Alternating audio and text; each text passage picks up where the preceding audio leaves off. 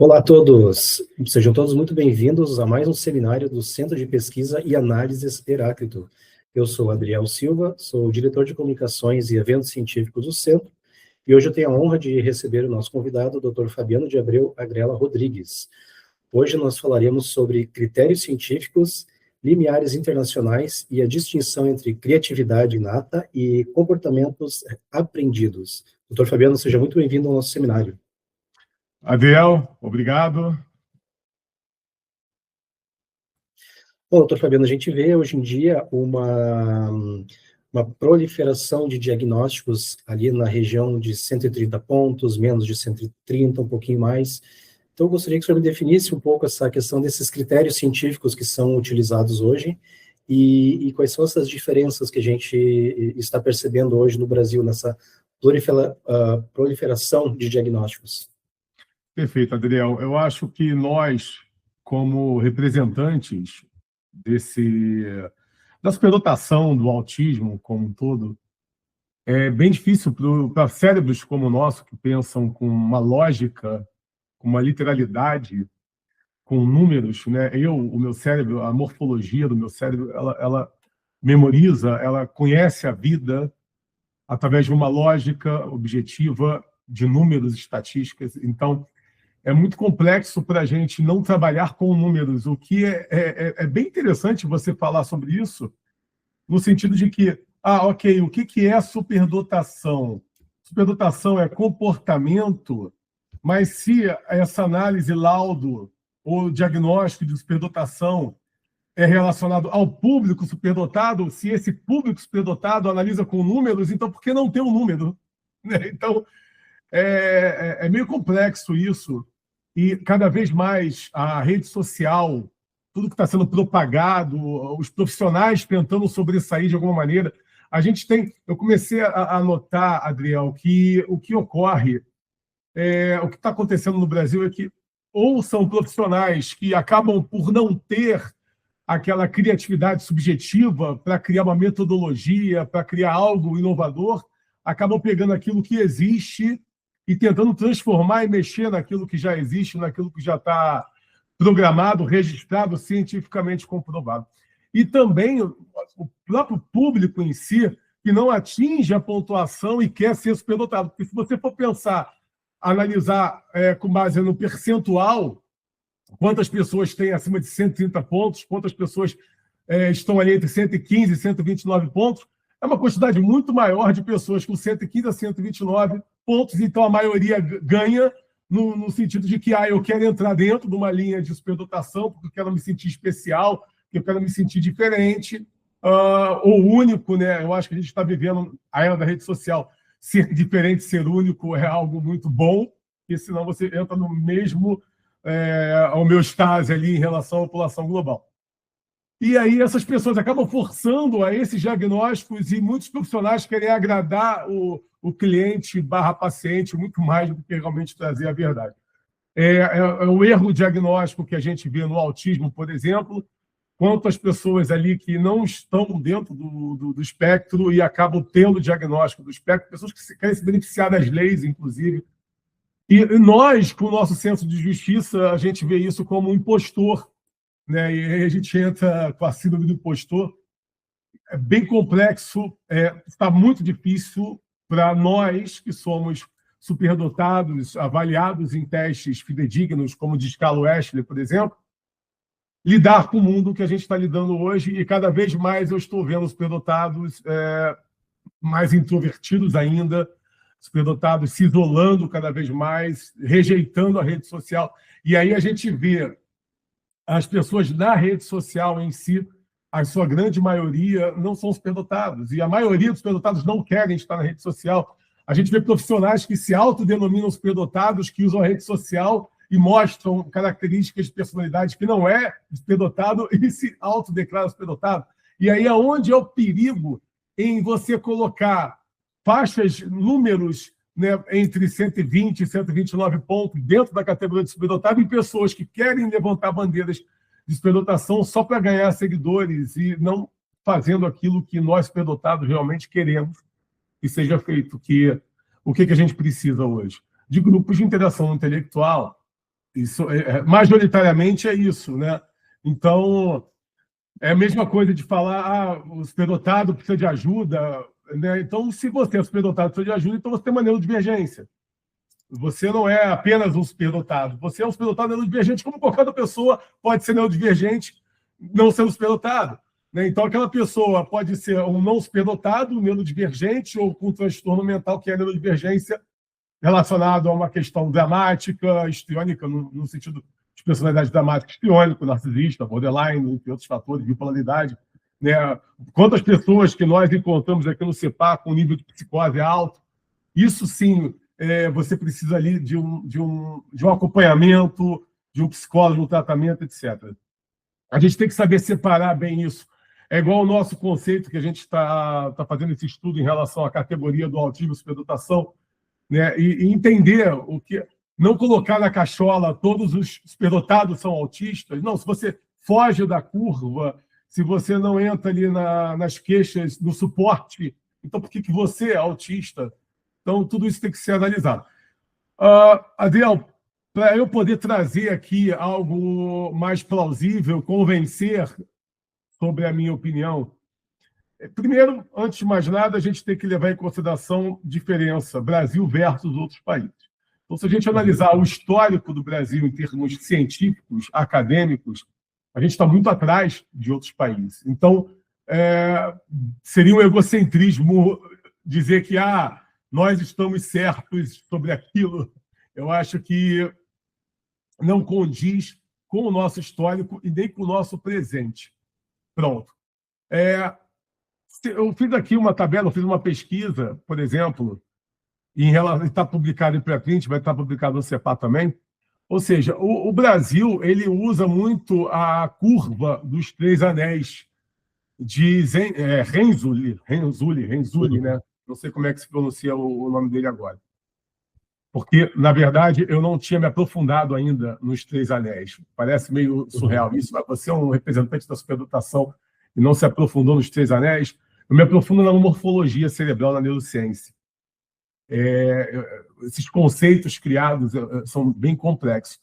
Mas, de certa maneira, eu me aprofundei aqui em Renzulli e na questão dos 3 anéis. Não só fiz uma análise em grupo, perguntas a profissionais, é um modelo de 1978, não é isso?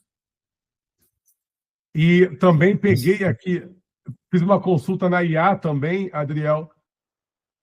Em todas as IAs que eu tenho aqui acesso, eu pago várias IAs, e também analisei fóruns em mais de um idioma, e simplesmente não é cientificamente comprovado. Esse é o denominador que ele não é cientificamente comprovado. Mas por que o Brasil usa isso? Então, até que ponto, o quanto o Brasil usa o que não é cientificamente comprovado? Olha, a França, ela utiliza o 130 como padrão, ela coloca 125 a 130 como possibilidade, porém, não como superdotação, como possibilidade. Ou seja, é como se fosse aquela variável de risco a partir do momento que a pessoa está tendo... Baseado em estudos científicos, a gente já sabe, Adriel, que tem ali no máximo 5 pontos, né? Por exemplo, você não estava num bom dia para fazer o teste, mas isso aí, no máximo 5 pontos, é o que tem comprovado. Países fidedignos em relação a isso, dentro do modelo rigoroso, a Alemanha é acima de 130, pronto, acabou. Estados Unidos, a maioria dos estados é acima de 130, ponto, e acabou. Ok?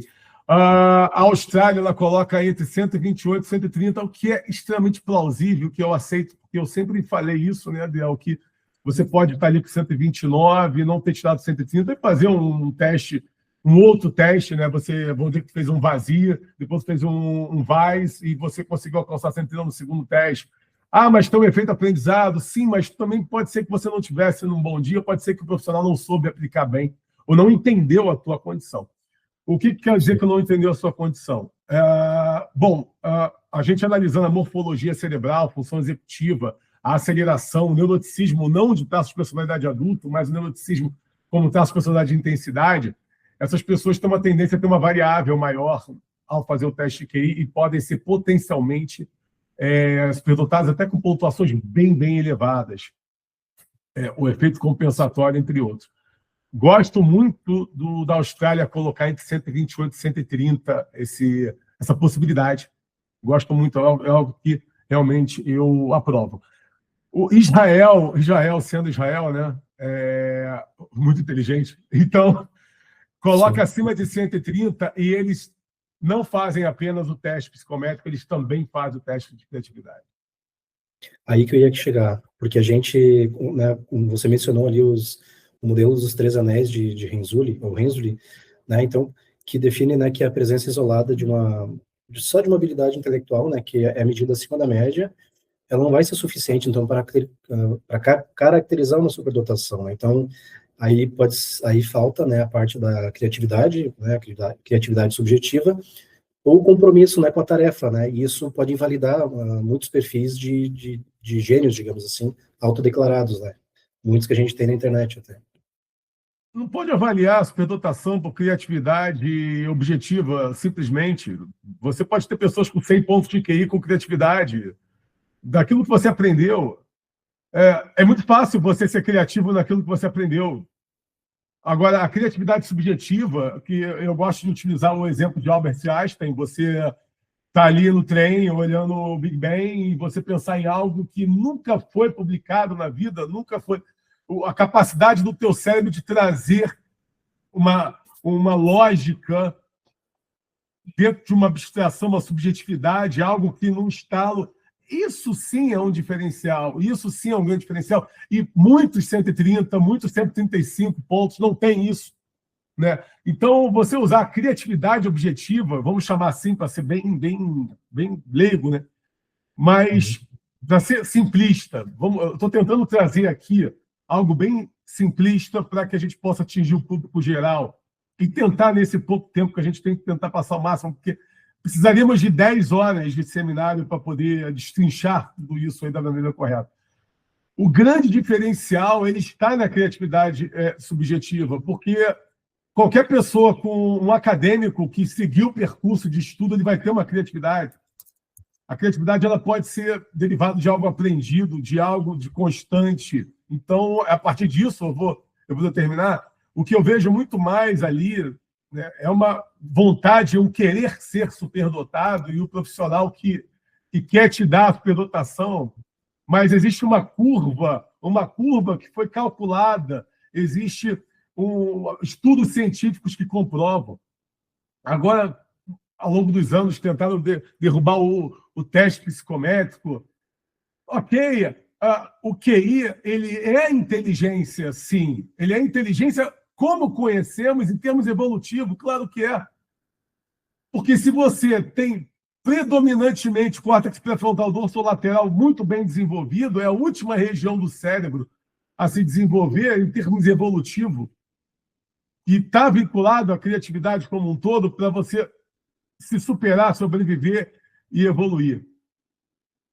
Né? Então, barulho de chuva, deixar a porta aberta, e eu tive que prestar atenção nisso. Bom, voltando aqui, porque está realmente caindo um temporal agora, o que está acontecendo? Eu estou sozinho aqui, o mundo está caindo. Então, o que ocorre é que, claro, você analisar o córtex pré-frontal ventromedial, orbitofrontal, você vai pegar, por exemplo, autistas, pessoas com dupla excepcionalidade, mas que não têm essa inteligência social e emocional derivado dessas outras sub-regiões cerebrais, que é o ventromedial e o orbitofrontal, certo? Mas, ok, o teste de QI ele não vai medir essas outras sub-regiões, porque aí a gente entra com uma outra questão, que é o nosso conceito de WRI, ou que é qualquer outro conceito que você traga que some o QI à inteligência social, emocional e criatividade subjetiva. Porém, olha que interessante, o teste QI ele mede sim a inteligência, e ele só não mede o que seria a inteligência emocional, que não chamo de inteligência emocional, eu chamo de inteligência afetiva, que tem relação com a inteligência social, que tem relação com a criatividade subjetiva, porque a criatividade subjetiva usa a inteligência social emocional. Então, na verdade, é um tipo que não é medido na psicometria.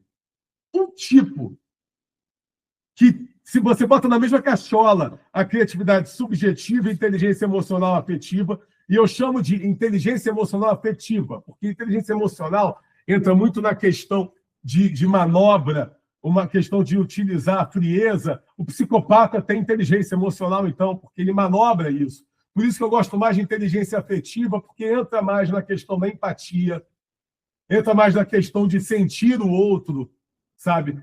E isso entra a criatividade subjetiva, de você se posicionar dentro de um padrão mais amplo de inteligência.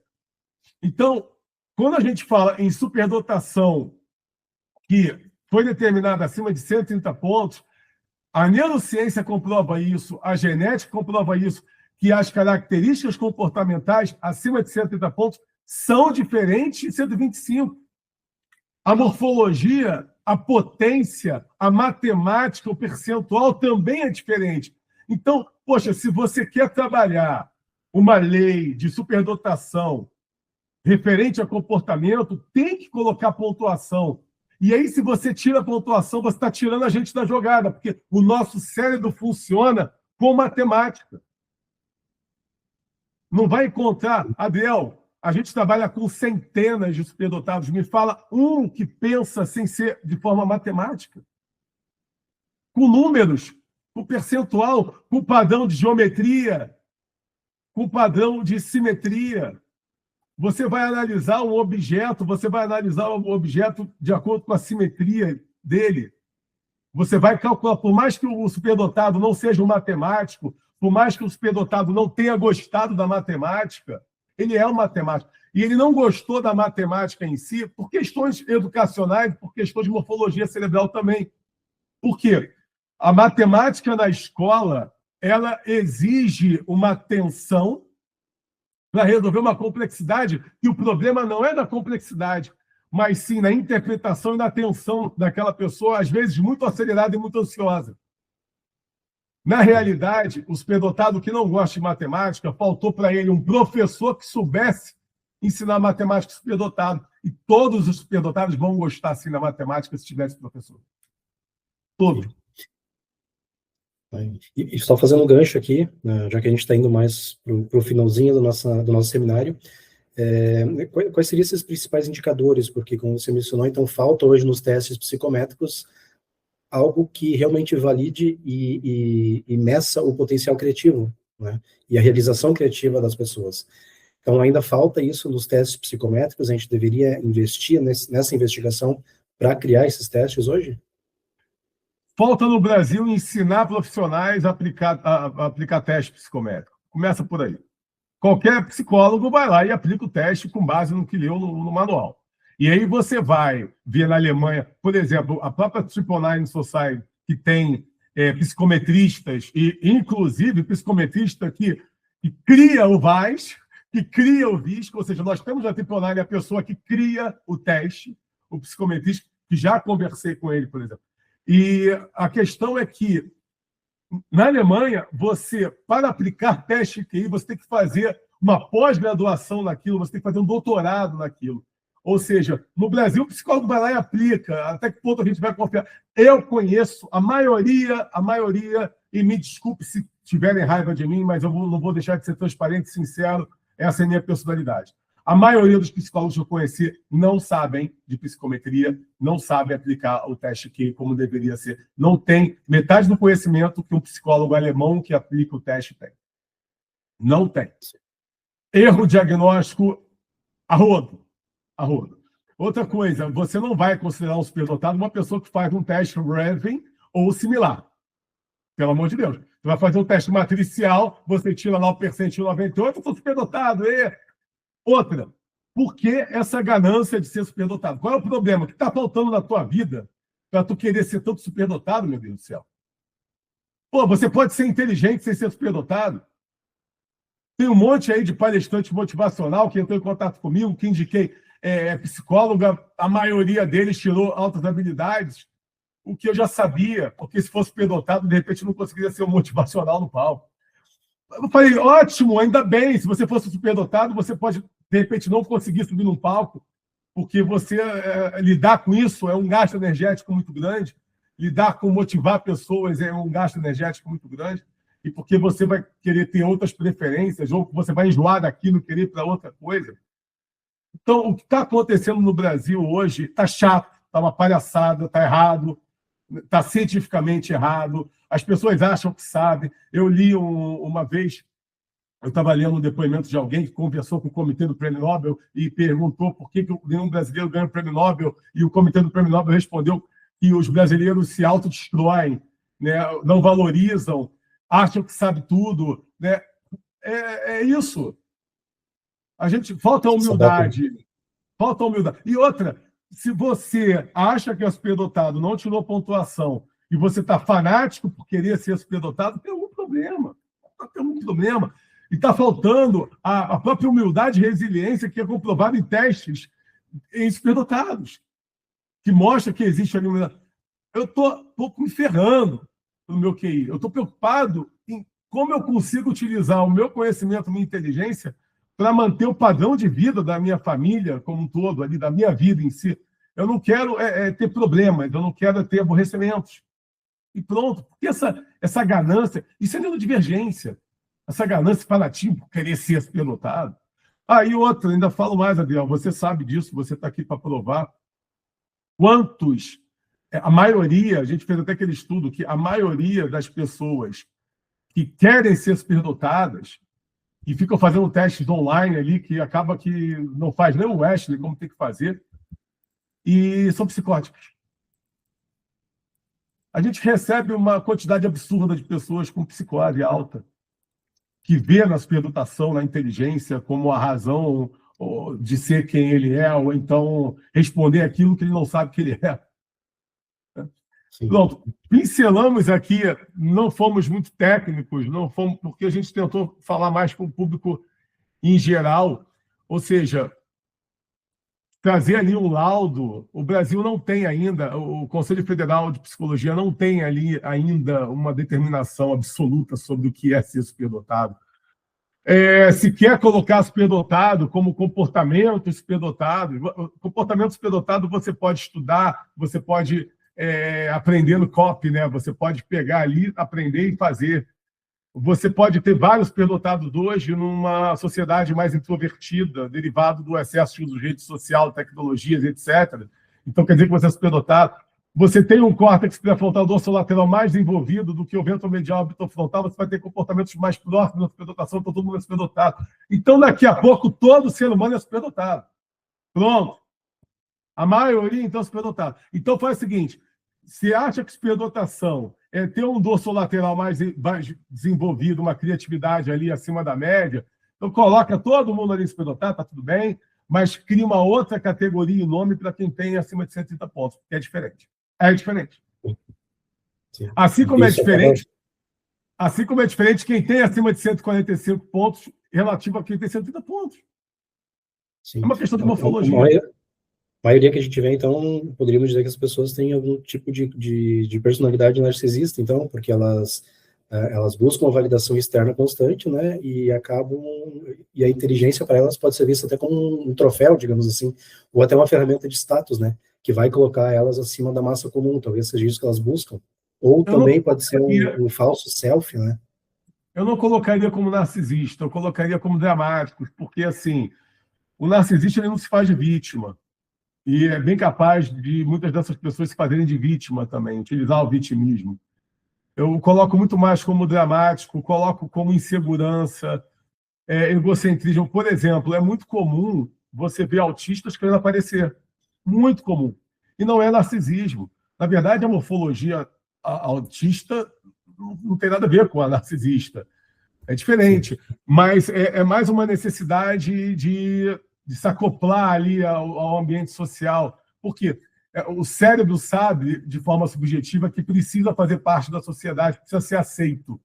Então, ao longo da vida, essa dificuldade do autista é tão grande que, às vezes, ele quer aparecer para ser notado, para ser aceito. É um processo de insegurança. Então, existe um egocentrismo comum nos autistas para ser visto, mas não é um narcisismo. É muito mais para ser aceito, é plausível, está tudo bem.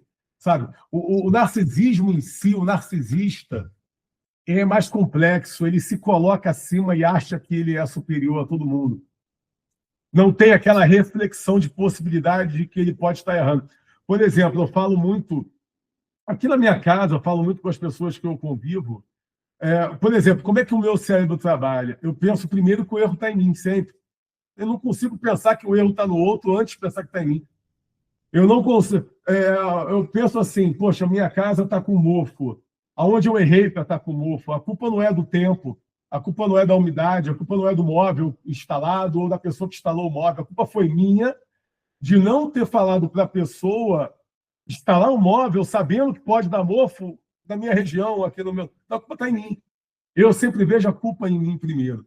O narcisista, e eu já fiz teste de todos os transtornos que existem, porque eu me coloco como cobaia para entender tudo. Não existe um teste que eu não tenha feito até hoje. Eu quero entender tudo, como funciona. E assim, eu estou oposto do narcisismo, oposto. E o meu cérebro eu sempre me coloco como culpado primeiro. Então, se a gente for analisar dentro desse estudo de caso, eu sendo minha própria cobaia nesse sentido, seria o narcisismo, então, o oposto disso. Você sempre coloca a culpa no outro ou em alguém, mas nunca em si mesmo. Então, não vejo como narcisismo. Eu vejo isso mais como uma necessidade mediante uma insegurança muito grande, uma vontade de pertencimento. Eu acho que essas pessoas podem estar muito mais declinadas ao autismo, em termos de personalidade, do que até na própria superdotação. Certo? Entendi. E aí eu já faço a chamada aqui para o nosso próximo, que é diferenciar aquela coisa engraçada, né, que eu coloquei no grupo. Ó, todo superdotado é autista. Aí o pessoal, meu Deus, Fabiano, como assim aquela coisa toda? Nós vamos explicar essa frase do todo superdotado é autista, porque tem ali uma pequena diferença que separa o grupo, mas existe uma semelhança muito grande morfológica para explicar essa frase. Não determinando, pelo amor de Deus, que todo superdotado é autista. Certo. Doutor Fabiano, muito obrigado pelo seu tempo aí. Sei que seu dia está bem corrido e agradeço mais uma vez pela sua disponibilidade em trazer para nós esse conhecimento aí. Uma ótima semana para você. Para você também e para todos. Obrigado.